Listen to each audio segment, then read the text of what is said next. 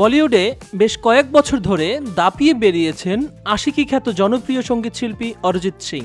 সিনেমার গান গাওয়ার চাপে দম ফেলার সময় পান না এই সঙ্গীত শিল্পী। তবে এবার গানের ক্যারিয়ারকে ইতি জানালেন তিনি।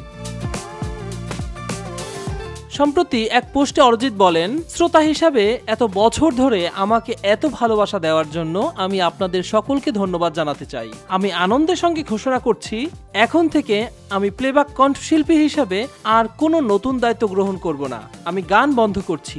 এটি একটি দুর্দান্ত যাত্রা ছিল। তবে বেশ কিছুদিন ধরেই তার গানে না ফেরার খবর পাওয়া যাচ্ছিল। এর আগে আরও এক সাক্ষাৎকারে তিনি বলেছিলেন, আমার মনে হয় গান নিয়ে আমি বেশি দূর যেতে পারবো না। 2005 সালের জনপ্রিয় রিয়েলিটি শো ফ্রেম গুরুকুল এর মাধ্যমে প্রথম পরিচিতি পান অরিজিৎ সিং। এরপর মার্ডার 2 ছবির একটি গান দিয়ে বলিউডে ব্রেক পান। এ পর্যন্ত বহু জনপ্রিয় গানে কণ্ঠ দিয়েছেন তিনি। বিনোদন ডেস্ক, ক্যাপ্টেন্স এন্টারটেইনমেন্ট, ঢাকা।